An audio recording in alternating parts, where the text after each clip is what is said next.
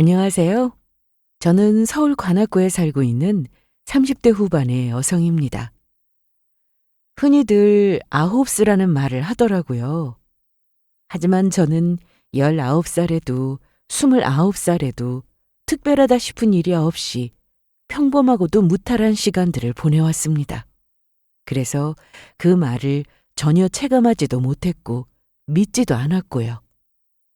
그랬었던 제가 39살을 기점으로 지금까지의 모든 아홉수가 다 몰려오기라도 한 것처럼 수많은 일을 겪게 되었습니다.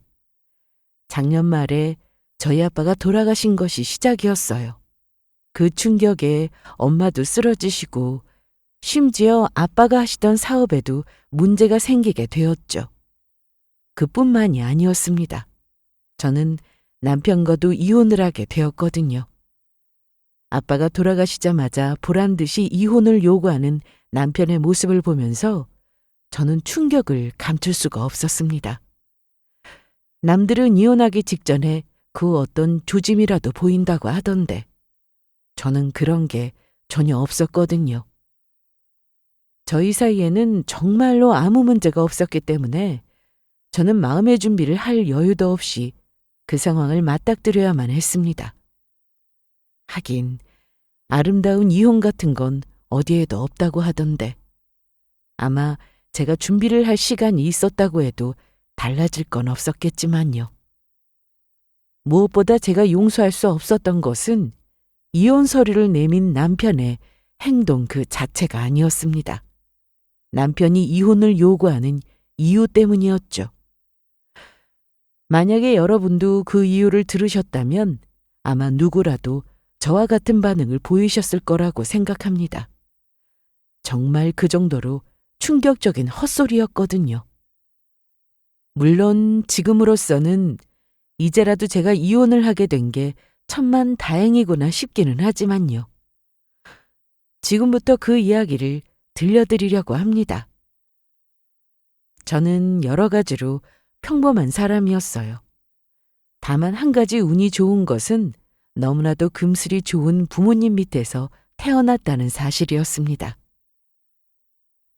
장마철이라고 그 장대비가 쏟아지는데 문을 여니까 너희 아빠가 서 계시는 거야. 집에다가는 허락 안 해주실 거면 우리 둘이 그냥 나가서 결혼식 올리고 살겠다고 편지 남기고 무작정 나왔다고 하더라고. 그게 아마 너희 아빠가 지금까지 살면서 하셨던 제일 큰 반항이었을걸? 와, 할아버지는 지금도 엄청 무서우신데 어떻게 그때 그럴 생각을 다 하셨어요? 말도 마라. 끝까지 결혼한다고 고집 부리면 호적에서 아예 파버리겠다고도 하셨어. 솔직히 그때는 나 정말로 김씨 집안 족보에서 파이는 줄 알았다니까. 저희 부모님은 말하자면 집안의 반대를 무릅쓰고 결혼을 하신 분들이셨어요. 아빠는 지금도 그 시절을 생각하면 소름이 돋는다는 듯이 말씀하시면서도 온몸을 부르르 떨고는 하셨죠.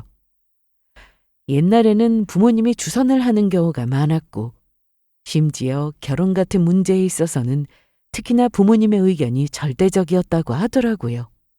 거기다 저희 아빠는 옛날 어른들이 소위 말하는 뼈대 있는 집안의 종손이셨거든요. 그러니 집안 어른들이 반대하는 결혼을 한다는 건 그전까지는 상상할 수조차도 없는 일이었다고 하시더라고요. 그래도 뭐 어떡하겠어. 나는 무슨 일이 있어도 너희 엄마랑 꼭 결혼을 해야 하겠는데. 하도 반대를 하니까 헤어져야 하나 생각하기도 했었는데 아무리 생각을 해봐도 나는 이 여자 아니면 평생 아무랑도 결혼 못하겠다 싶더라고. 아유, 아주 그냥 영화를 찍으셨네. 어쨌든 아빠가 그렇게 한 덕분에 지금 너희 엄마 같은 미인이랑 결혼해서 잘 살고 있잖냐. 그러니까 엄마 아빠가 하고 싶은 말은 이거야. 네가 정말로 사랑하고 평생 이 사람 아니면 안 되겠다 싶은 사람을 만나게 되면 다른 조건은 따지지 말고 꼭 잡으라는 거지. 솔직히 말해서 이건 이미 귀에 못이 박히도록 들었던 이야기였습니다. 그리고 그럴 때마다 저는 눈을 빛내면서 되묻고는 했고요. 아빠가 당황하시는 모습을 보고 싶은 장난스러운 마음에서요. 지금이야 그렇게 말씀하시지만 제가 진짜 이상한 남자라도 데려오면 어떡하실 거예요? 정말로 반대 안 하실 거예요? 막 대학도 안 나온 사람 데려와도? 대학 안 나오면 어떠냐? 요즘 개나 소나 다 대학 나왔다고 설쳐대도 방구석에서 백수로 사는 사람들이 천지인 세상에. 그러면 집안도 엄청 가난한데 본인 밥벌이도 제대로 못해도 괜찮아요? 맨날 회사에서 잘리고 막 취직 안 된다고 하면서 아르바이트만 하면서 살아도? 밥벌이 못하는 거야 게을러서 그런 건지 아니면 운이 없어서 그런 건지에 따라서 다르겠지. 게으른 건 우리 딸이 먼저 싫어할 거고 운이 없어서 밥벌이를 못하는 거면 뭐가 문제냐? 아빠 회사에서 일 시키면 되지. 집안이 가난한 건 진짜 상관없는 이야기고.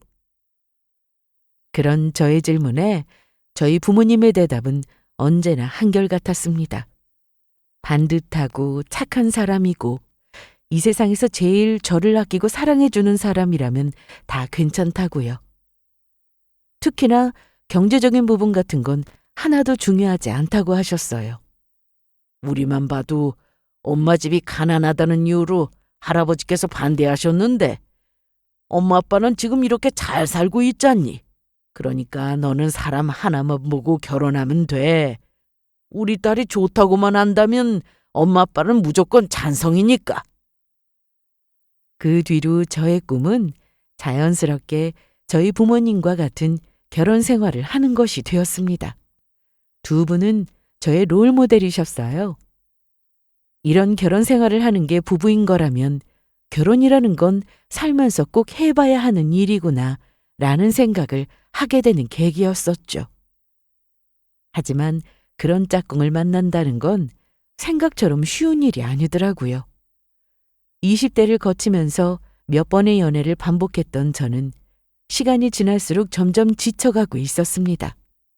남들은 어디서 그렇게 찰떡같이 잘 맞는 사람을 만나서 참 쉽게도 결혼하는 것 같았는데 정작 저에게는 그게 남의 일이었습니다. 좋은 사람을 만나서 연애를 하는 것도 쉽지 않은 일이었지만 그 상대와 결혼까지 하는 것은 더더욱 요원한 일이었어요. 심지어 결혼을 생각했었던 마지막 남자친구와 헤어지고 나니 이런 생각마저 들었습니다. 내가 결혼이라는 걸 할 수나 있는 사람일까? 라는 의문이었죠. 그렇게 반복되는 형식적인 소개팅에도 질려있을 때쯤인 어느 가을날이었어요. 황금 같은 주말에도 집구석에 누워서 TV만 보고 있다는 저의 말에 한숨을 내쉬던 친구가 만남을 주선해줘서 나갔던 자리였죠. 안녕하세요. 소영 씨 맞으시죠? 저는 임정원이라고 합니다. 반갑습니다. 그리고 거기서 만났던 사람이 나중에 저와 결혼을 하게 되는 저의 운명의 짝꿍이었습니다. 남자친구는 제 고등학교 동창의 대학교 선배였습니다. 저와는 3살 차이가 났었고요. 어릴 때부터 저의 이상형은 곰같이 큰 덩치에 운동을 열심히 하는 남자였거든요. 한결같이 변함없는 취향이었죠. 그런데 남자친구는 처음 만났을 때부터 딱 눈에 들어올 정도로 저의 이상형에 부합하는 체격이더라고요. 거기다가 소위 말해서 대형견상이라고 하죠. 저는 덩치는 크면서 강아지처럼 순하고 성격 좋아 보이는 얼굴을 좋아했는데 그 사람이 딱 그런 얼굴이었어요. 외적인 부분은 일단 너무나도 합격이었어요. 그런데 이야기를 하면서 서로에 대해서 알아갈수록 점점 더 이 사람이다 싶은 생각이 들더라고요. 가끔씩은 친구를 만나더라도 어떨 때 보면 나와 평생을 알아온 것처럼 너무 잘 맞는 것 같다는 생각이 드는 사람이 있잖아요. 저에게도 그럴 정도로 마음이 너무 잘 맞는 친구가 2명이나 있었고요. 30대 초반의 끝자락을 지나면서 만나게 된 저의 남자친구는 그 친구들처럼 저에게는 성별이 다른 베스트 프렌드나 마찬가지였습니다. 마치 한 뱃속에서 태어나고 자란 쌍둥이 오빠처럼 저와는 처음부터 잘 맞았어요. 성격이면 성격, 취향이면 취향, 가치관이면 가치관. 어느 것 하나 맞지 않는 게 없을 정도였죠. 그렇게 잘 맞다 보니 남자친구와의 연애는 하루하루가 즐거웠습니다. 즐겁지 않을 이유가 하나도 없었어요. 굳이 근사한 데이트까지 하지 않더라도 그냥 퇴근 후에 서로 편한 옷을 차려입고서 손잡고 동네 산책만 하는 것도 즐겁더라고요. 저희 둘 다 워낙에 게임을 좋아해서 주말에는 종종 동네 PC방에 가서 맛있는 라면을 시켜 먹고 아이스 아메리카노 한 잔씩을 마시면서 같이 게임을 하는 것도 재밌었고요. 해가 지면 밖으로 나와서 간단히 저녁을 먹고 심야 영화를 보고 돌아오는 길에 아이스크림 하나씩 물고 오늘 봤던 영화 감상과 일주일 동안 있었던 일을 종알거리는 게 삶의 낙이었습니다. 그러다 보니 이 사람과 결혼을 하면 앞으로도 계속 이렇게 친구처럼 재미있게 살 수 있겠지 싶은 생각이 들더라고요. 사랑하는 사람과 친구 같은 연애를 하고 연애를 하는 것 같은 결혼 생활을 하는 것. 이 두 가지야말로 제가 꿈꾸는 이상적인 인생의 종착지였거든요. 그 생각이 들었을 때쯤이 남자친구와 연애를 한 지 2년이 지날 무렵이었습니다. 일단 한번 그 생각이 들자 더는 망설일 이유가 없겠다 싶더라고요. 저는 평소처럼 치킨을 시켜놓고 남자친구와 함께 축구를 보다가 충동적으로 물었습니다. 우리 결혼할래? 뭐? 결혼을 하자고? 응. 왜? 싫어? 표정이 왜 그래? 아니, 소영아, 너는 무슨 그런 이야기를 치킨 먹으면서 해? 남자친구는 어이가 없다는 얼굴로 치킨을 내려놓으면서 대답했습니다. 하지만 싫은 표정은 전혀 아니었어요. 조금 벙쪄 있는다 싶더니 곧 활짝 웃으면서 저를 끌어안았거든요. 아이씨, 내가 먼저 이야기할 걸 다음 주쯤에 하려고 했더니 늦었네. 뭐야, 그럼 오늘 건 못 들은 걸로 해.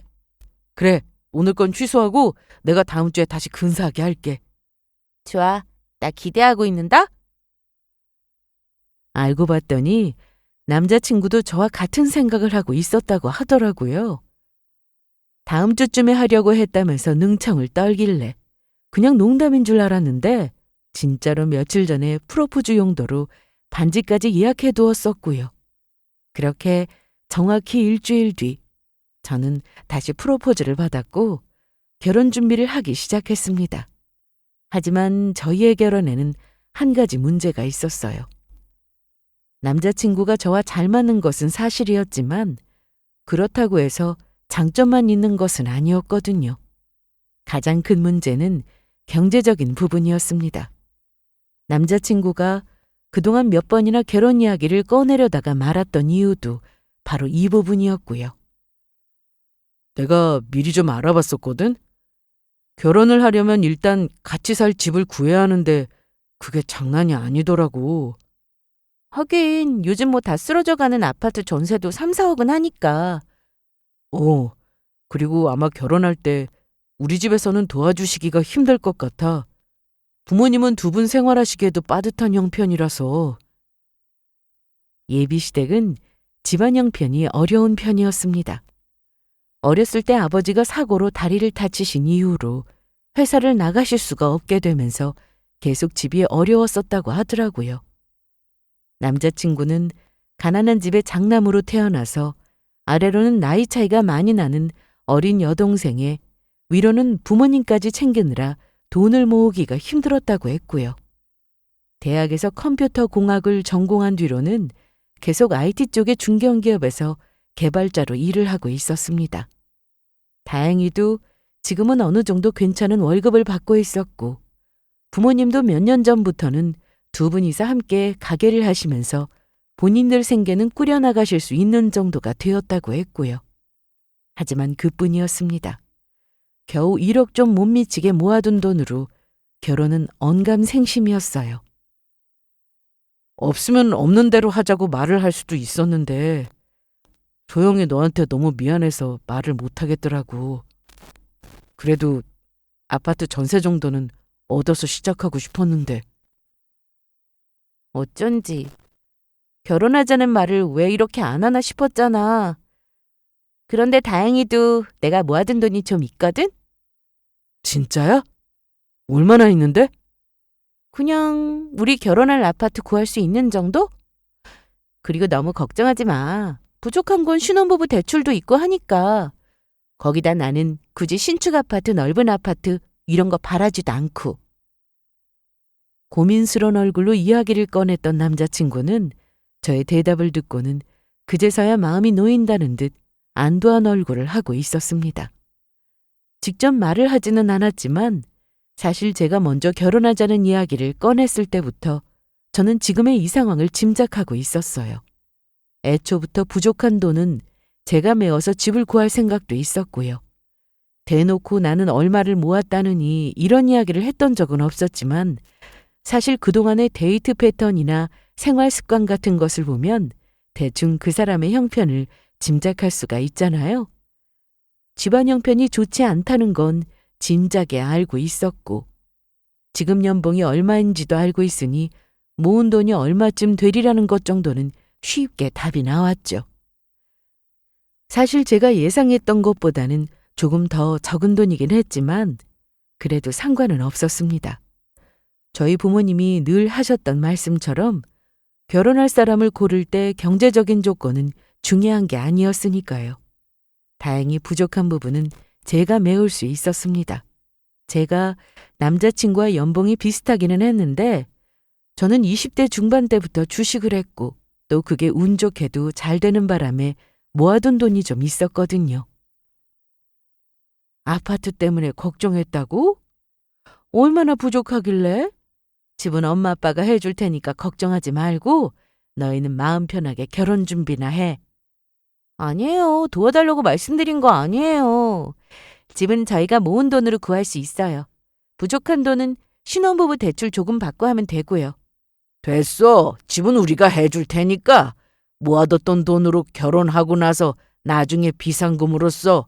살다 보면 갑자기 급하게 돈 필요하게 될 때가 생기니까. 제가 남자친구를 데리고 집에 처음 인사를 갔을 때부터 저희 부모님은 무척이나 기뻐하셨어요. 사실 하도 말이 없길래 결혼 생각이 없는 줄 알고 계셨었다고 하더라고요. 그런 와중에 데려온 예비 신랑이었으니 좀 기쁘셨겠어요? 결혼할 상대야 제가 어련히 알아서 잘 골랐겠냐면서 전적으로 저의 판단을 믿는다고 하셨고요.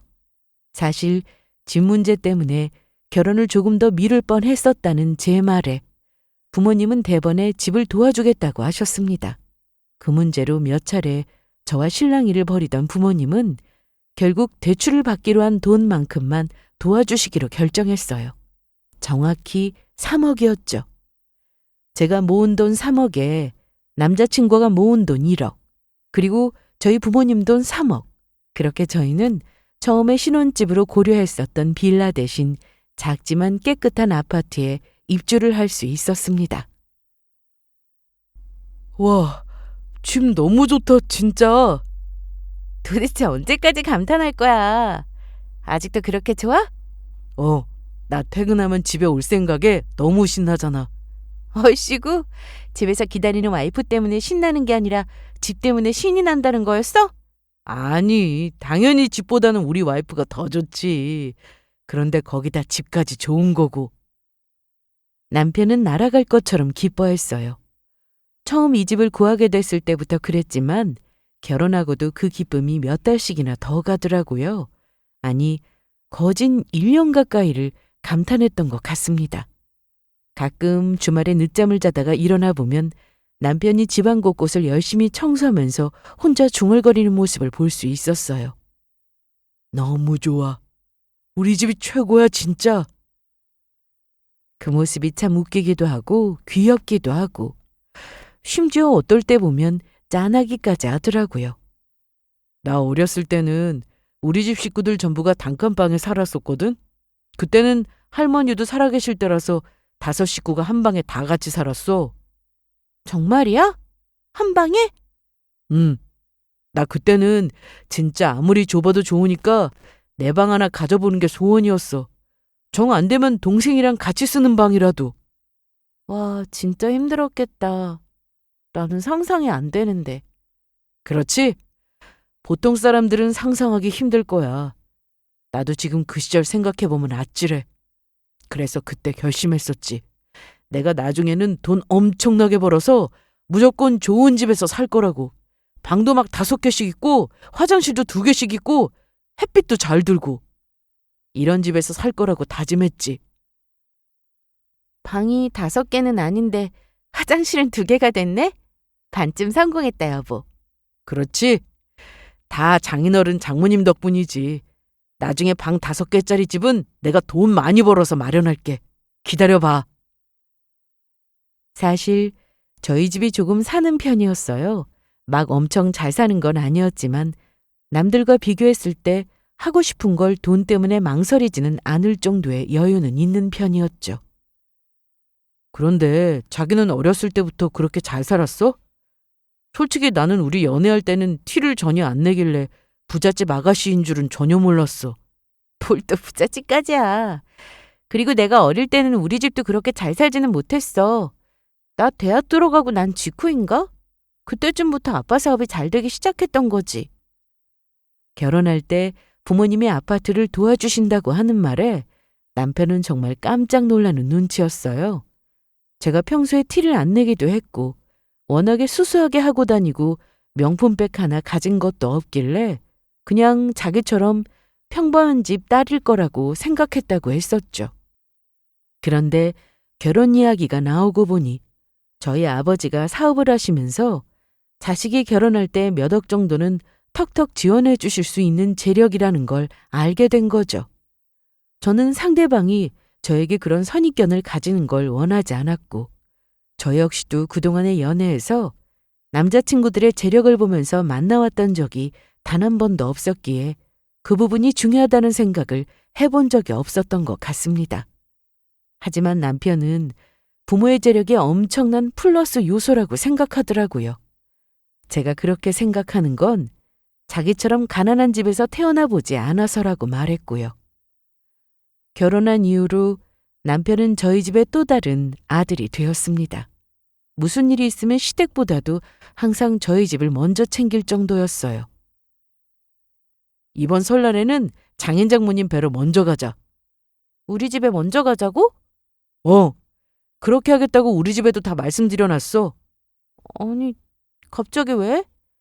뭐 특별한 이유가 있는 건 아니고 우리 집에야 여동생도 있지만 장인 장모님한테는 당신 하나뿐이잖아.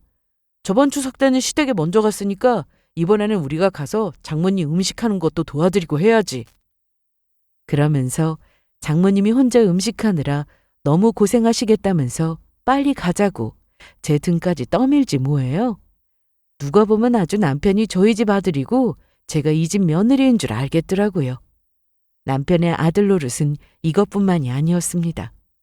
저희 친정의 집안 행사에도 누구보다 열심히 참석하고는 했어요.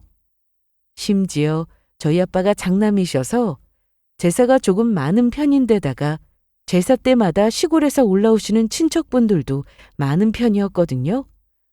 솔직히 옛날이면 몰라도 지금 젊은 사람들 중에 제사 지내는 걸 좋아하는 사람이 누가 있겠어요? 심지어 제사가 많기까지 하면 더 싫어하는 게 당연했죠. 저희 아빠도 그걸 알고 계셔서 본인들 돌아가시고 나면 제사는 없애라고 말씀하시기까지 했고요. 그런데 남편은 사위가 제사에 참석하는 게 당연한 일 아니냐면서 오히려 누구보다도 더 부지런히 참석했습니다. 제사뿐만 아니라 친척 결혼식, 그 밖에 일가 친척들이 참석하는 자잘한 경조사에 가족 행사까지 단 한 번도 빠지는 법이 없었죠. 회사 일과 같은 정말 불가피한 이유로 빠져야 할 때면 그때마다 매번 꼬박꼬박 저희 아빠 엄마에게 죄송하다고 사과를 드렸고요. 여보 뭐해? 나 선글라스 사고 싶은데 저쪽에 있더라? 가자. 잠시만, 장인어른 선물 사가야지. 술 좋아하시잖아. 장인어른 댁에 이 술도 있었던가? 당신 혹시 기억나? 뭐야. 우리 아빠 선물 사고 있어? 아빠 술 끊으셔야 해. 그냥 우리 것만 사자. 그런가? 그러면 술 대신 다른 거 사자. 내가 그 생각을 못했네. 요즘 골프도 계속 치시지? 골프웨어로 살까? 참, 장모님 선물은 아까 저쪽 매장에서 내가 받은 게 있어. 둘이서 여행을 가도 마찬가지였어요. 저는 면세점에서 저에게 스스로 선물할 셀프 선물을 고르기에도 바빴는데 남편은 본인 물건은 고를 생각도 하지 않고 그저 저희 엄마 아빠 선물을 고르느라 정신이 없었습니다. 심지어 저도 뒷전이었어요. 제 것 좀 괜찮은지 봐달라고 했더니 그건 건성으로 보고 선물을 고르느라 바쁘더라고요. 우리 집 것만 고를 거야? 어머님이랑 아버님 선물도 골라야지. 우리 어머니 아버지? 됐어. 두 분은 뭐 필요한 것도 없으시대. 아니 그래도 똑같이 사가야지. 어떻게 우리 집 것만 사? 진짜 괜찮은데. 그럼 뭐 가다가 보이는 거 있으면 사자. 그러면서 정작 시어머니와 시아버지 선물은 고르는 둥 마는 둥 별로 관심도 없지 뭐예요.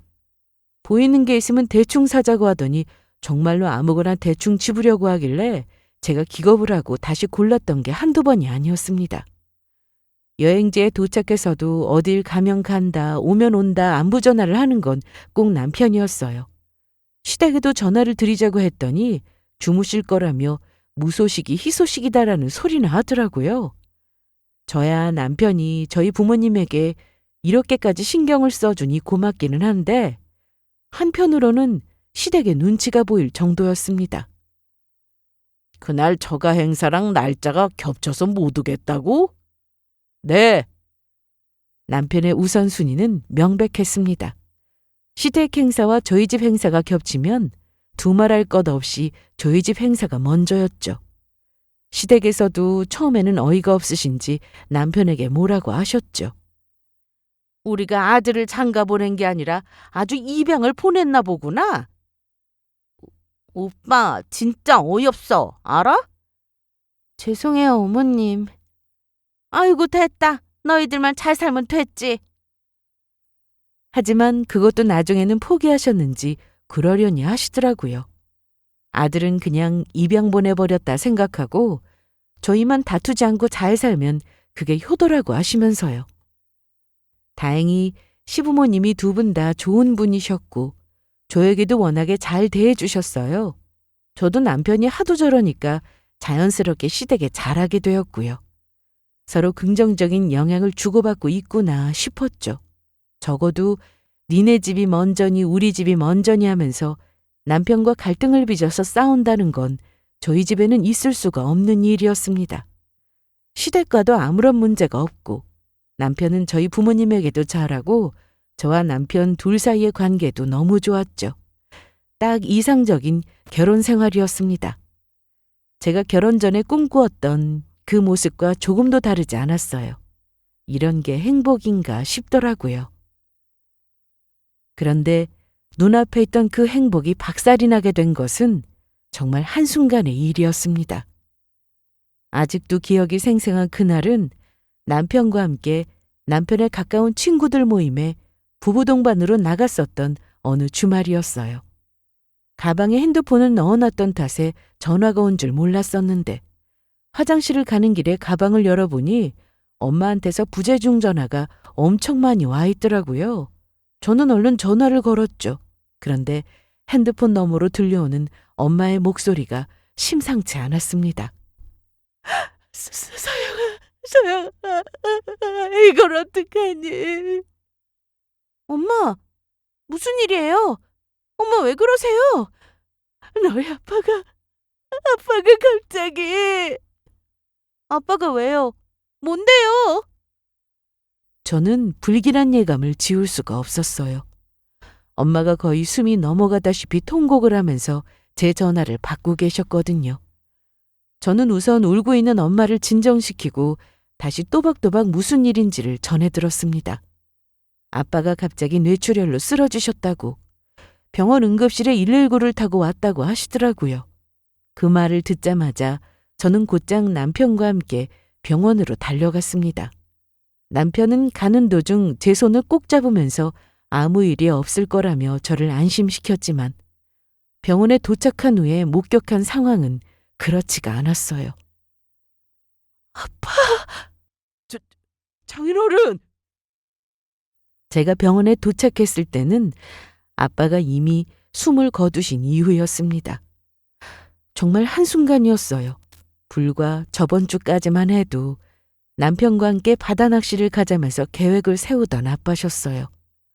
어떻게 한순간에 이렇게 돌아가실 수가 있는지 믿기지가 않았습니다. 어떻게 이럴 수가 있어요? 아빠, 눈 좀 떠보세요. 저 왔어요. 아빠 딸 왔다고요. 우리가 병원에 도착했을 때 이미 늦었다고 하더라고.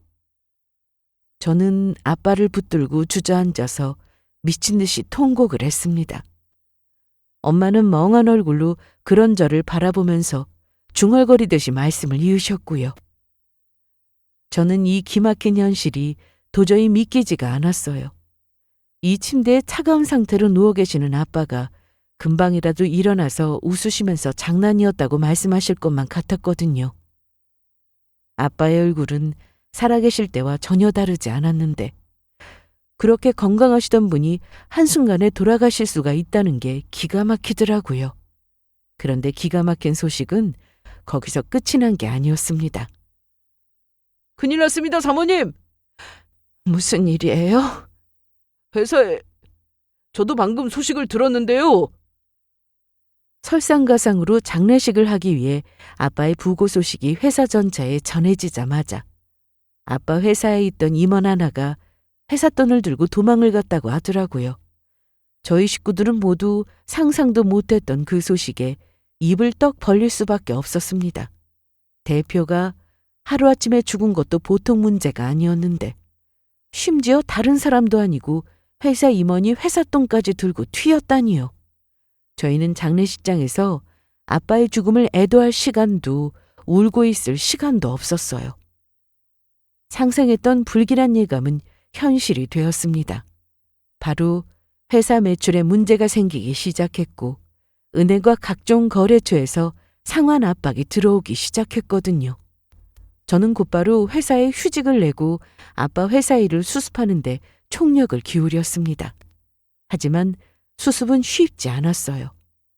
남아있던 다른 직원들의 도움을 받았지만 저나 저희 엄마는 아빠의 사업에 대해서 아는 게 거의 없었거든요.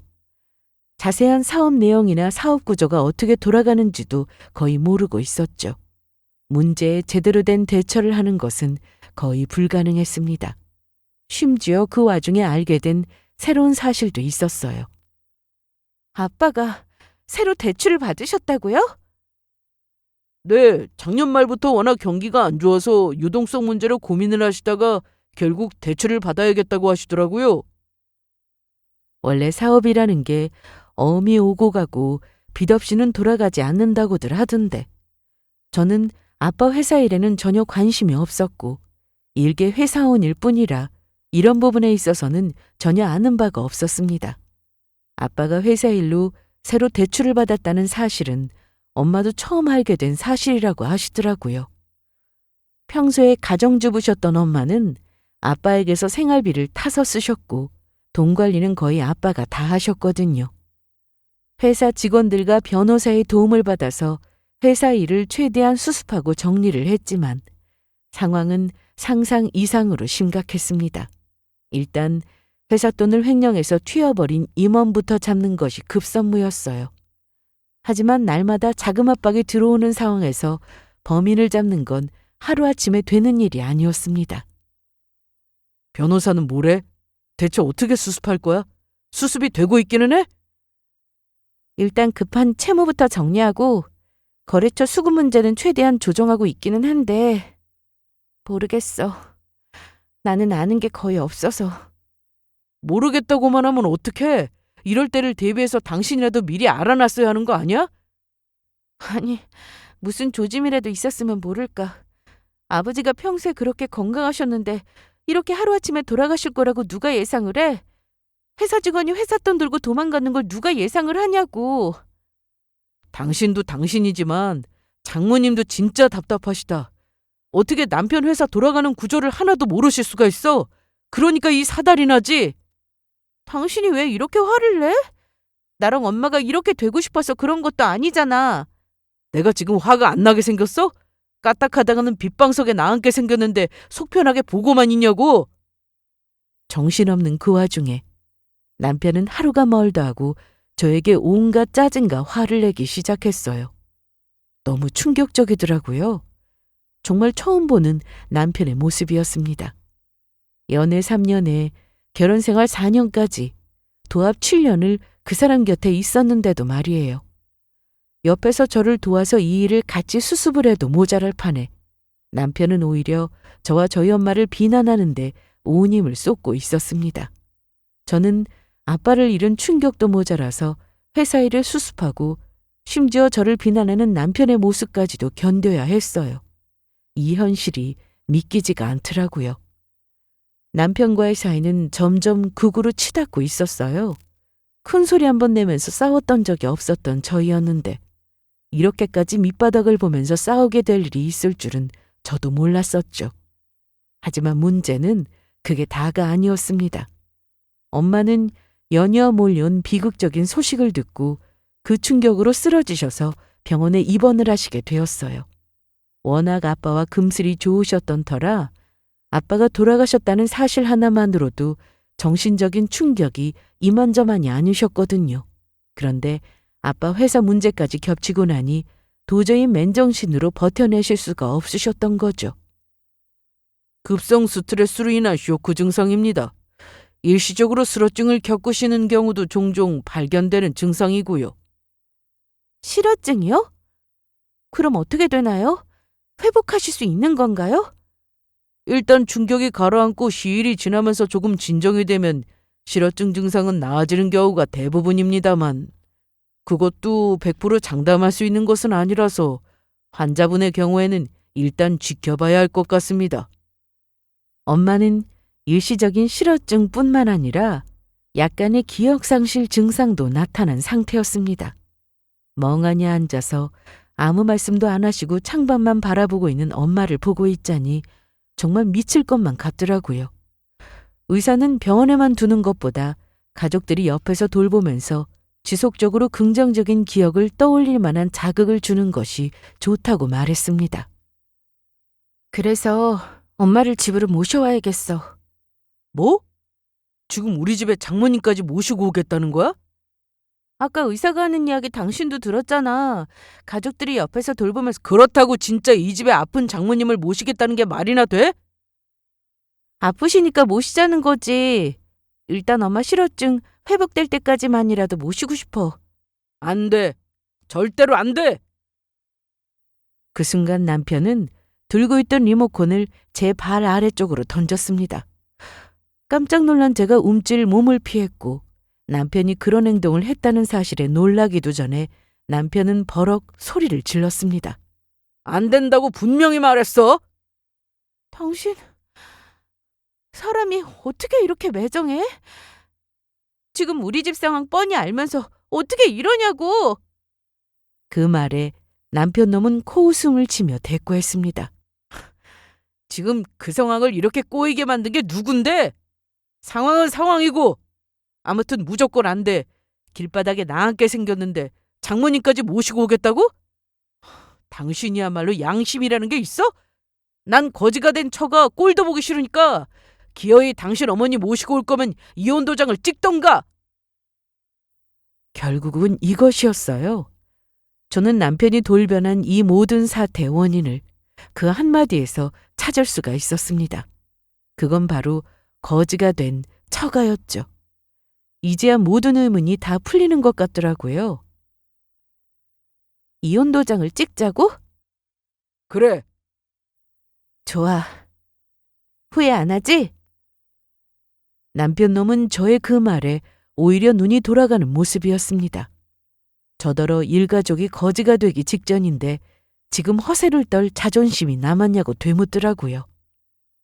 허세라. 남편 놈이 보기에는 그렇게 느껴졌을 수도 있겠다 싶었습니다. 한편으로는 그 말을 통해서 우리의 관계가 지금 어디까지 흘러왔는지를 똑똑히 깨달을 수 있었어요. 이제 남편놈의 눈에 저는 사랑하던 와이프도 뭣도 아니었어요. 그냥 눈앞에 혼란을 수습하지 못해서 빚더미에 나앉게 됐고 심지어 그 진탕으로 본인을 같이 끌고 들어갈 것만 같은 징그러운 거머리에 가까웠죠. 남편놈은 기다렸다는 듯이 제 눈앞에 이혼 서류를 내밀었습니다. 이미 서류에 필요한 서식의 내용도 다 채우고 본인 도장까지 찍어둔 이유였더라고요. 아주 기다렸다는 듯이 준비했네? 너 이거 언제부터 준비한 거야? 서로 더러운 꼴 더 보기 전에 이만 끝내자. 우리 같이 있는 게 고역이잖아 어차피. 어려울 때 사람 버리는 거 아니다라는 옛말도 남편놈의 사전에는 전혀 없는 말인 듯 싶었습니다. 그렇지 않고서야 적어도 같이 살았던 정이 있는데 한순간에 이렇게까지 돌변할 수는 없었을 테니까요. 남편놈은 아빠가 돌아가신 이후로 저희 엄마에게 전화 한 통 먼저 한 적이 없었습니다. 아빠가 살아계실 때는 제가 그만 좀 하라고 할 때까지 안부 전화를 걸어대던 남편놈이었는데 말이에요. 아빠가 엄마를 워낙에 아끼시는 걸 아니까 그런 아빠에게 잘 보이기 위해서 엄마에게도 지극정성을 다 쏟았었거든요. 이제와 생각해보니 그게 다 가식이었던 거죠. 눈앞에 그동안 남편놈이 저희 집에 쏟았던 그 모든 정성들이 파노라마처럼 스쳐 지나갔습니다. 그중 진심이었던 것이 단 하나라도 있었다면 오늘 이런 모습은 아니었을 거라는 생각도 함께요. 아니, 그때는 진심이었을 수도 있었겠더라고요. 변해버린 상황과 돈 문제 앞에서는 휴지 조각보다도 더 하찮게 변해버릴 진심이었지만요. 그래, 이혼하자. 이튿날, 저는 곧바로 이혼 도장을 찍고 남편의 얼굴에 서류를 집어던졌습니다. 짜증스러운 얼굴로 핸드폰을 들여다보고 있던 남편놈은 제가 던진 서류를 집어들더니 제 도장이 찍힌 것을 보고 반색을 하더라고요. 이혼을 하자고 하기는 했지만 설마니 제가 정말로 거기에 동의를 할 줄은 몰랐던 모양이었어요. 생각보다 일이 쉽게 풀릴 것 같다는 생각에 기뻐하는 기색이 완연했습니다. 하지만 그것도 잠시였어요. 이어 덧붙인 저의 말에 남편놈은 기겁을 하고야 말았거든요. 이혼하니까 이제 남남이네. 어머님 아버님한테 들어간 돈 바로 갚아. 당신이 갚든가. 당신이 못 갚겠으면 내가 시댁에 직접 통보할게. 무슨 헛소리야? 무슨 돈을 갚아? 당신은 모르는 돈이야. 두 분이 하도 비밀로 해달라고 하셔서. 전화 걸어서 여쭤봐. 3억이니까. 이자는 내가 계산해서 곧 알려줄게. 남편은 이게 무슨 헛소리냐는 듯 제 얼굴을 멍하니 보고 있다가 당황한 기색으로 시댁에 전화를 걸었습니다. 그리고 곧바로 큰 소리가 새어나오기 시작했어요. 진짜 그 돈을 빌리셨다고요? 정말이에요? 아빠가 살아계시던 당시에 저와 시부모님 사이에는 한 가지 비밀이 있었습니다. 그건 남편 몰래 시댁을 도와드린 돈이었어요. 금액은 3억이었고요. 시부모님은 함께 가게를 하고 계셨습니다. 그런데 장사가 안 돼서 계속 적자의 빚이 늘어나고 있던 상황이었어요. 가게를 접을 수가 없어서 심지어 대출까지 받아가면서 적자를 감당하고 계셨더라고요. 남편은 그 사실을 전혀 모르고 있었고요. 아들에게 마음의 짐이 될까봐 도와달라는 소리 한번 못하고 계셨던 것이었죠. 두 분이 그 빚 때문에 끙끙 고민하고 있다는 사실을 알게 된 것은 결혼한 지 3년 차가 넘어가던 시점이었습니다. 그 당시에 저는 남편과도 한참 사이가 좋았고 시부모님과도 사이가 좋았을 때였죠. 저는 선뜻 그 돈을 빌려드리겠다고 말씀드렸습니다.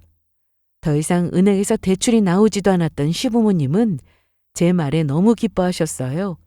몇 번이고 고맙다고 하시면서 형편이 나아지는 대로 꼭 갚겠다고 거듭 말씀하셨고요. 아마 상환 기일은 2년 뒤쯤이 될 것 같다고 하셨고 실제로도 제가 융통해드린 자금으로 가게 사정이 조금씩 나아지고 있는 중이었습니다. 그런데 제가 그 돈을 한꺼번에 바로 갚으라고 말을 했으니 시댁에서는 무슨 반응을 보이셨겠어요? 당연히 발칵 뒤집어졌죠. 남편에게서는 곧바로 즉각적인 반응이 나왔습니다. 여보, 내가 아까 아버지한테 자세한 이야기를 들었는데 그 돈 말이야.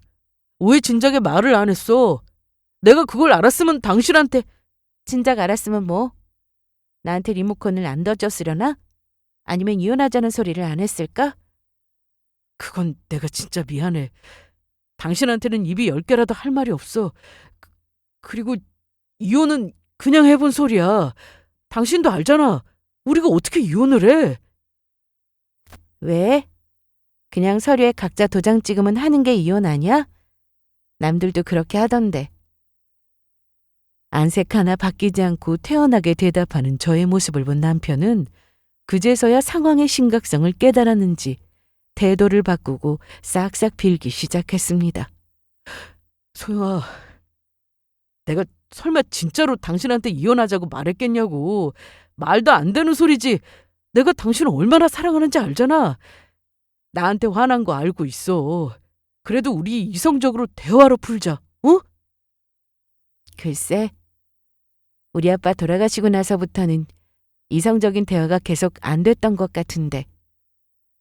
그만하자. 당신 말대로 더 더러운 꼴 보기 전에 말이야. 내가 잘못했어. 진심이야. 당신 나한테 서운한 거 쌓인 거 많다는 거 나도 알아. 나한테 다 풀어. 그거 나한테 다 풀어도 되니까 제발 이혼하자는 소리만 하지 마. 제발.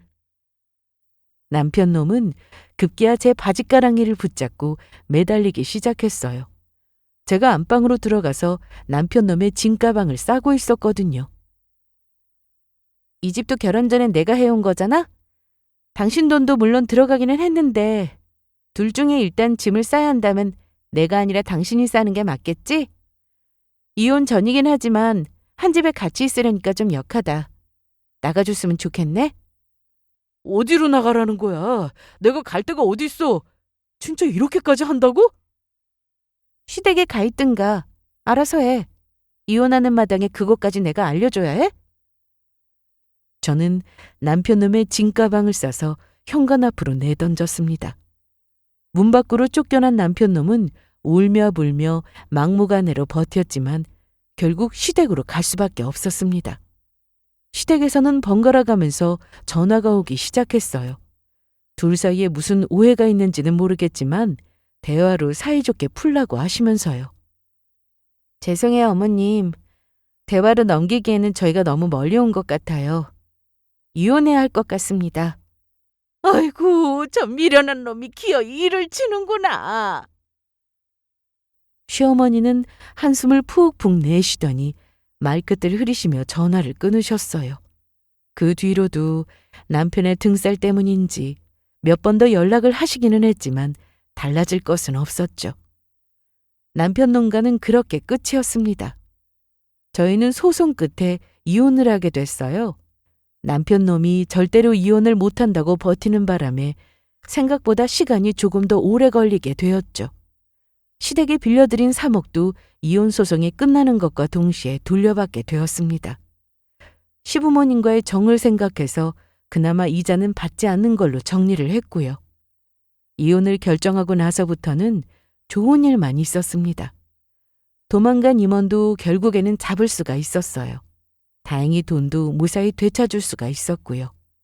들고 튄 돈의 전액은 아니었지만 대다수의 금액은 되찾았고 거래처와 은행에 진 빚을 상환하면서 회사도 원만하게 잘 정리할 수가 있었습니다. 소영아, 사랑해. 나 한 번만 용서해 주라. 한 번만 더 전화하면 스토킹으로 고소한다고 했지? 정신 차려라, 진짜. 여보, 왜 이렇게 냉정해? 진짜 내 생각 조금도 안 나는 거야? 나만 이렇게 힘든 거냐고. 전 남편 놈은 저에게 잊을만 하면 한 번씩 전화를 하고는 합니다. 그것도 꼭 술에 취한 채로 새벽 1~2시쯤에 전화요. 이혼하고 집에서도 쫓겨나서 시댁에 얹혀 살고 있다고 하던데 전화를 해대는 꼴을 보면 아직도 한심하게 살고 있는 모양이었어요. 이제는 저 인간의 번호를 차단할 때가 된 것 같다는 생각도 슬슬 들더라고요. 저희 엄마는 예전의 모습을 많이 되찾으셨어요. 저는 그 사이에 이사를 갔고 새 집에서 엄마와 함께 살고 있습니다. 기억도 대부분 되찾으셨고 실어증도 다 나으셔서 이제는 예전처럼 다시 말을 하실 수가 있으세요. 가끔은 아빠의 옛 추억에 힘들어하실 때도 있지만 옆에서 저와 함께 잘 이겨내고 있으시고요. 이제는 모든 것들이 다 제자리를 찾은 느낌입니다. 돌아보니 정말 많은 일이 있었더라고요. 저에게도 엄마에게도요. 이제는 지나간 일들은 다 잊고 좋은 일만 있을 거라고 믿어보려고요. 엄마를 위해서도 열심히 살기로 다짐했고요. 여기까지 들어주셔서 감사합니다.